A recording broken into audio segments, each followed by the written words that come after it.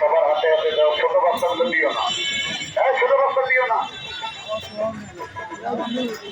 আজকে তবে একটা কথা বলাই যে আপনারা যারা হাতে মুড়ি পান নাই মন খারাপ করবেন না, কারণ সময়ের অভাবে আপনার হাতে মুড়িটা দিতে পারবেন।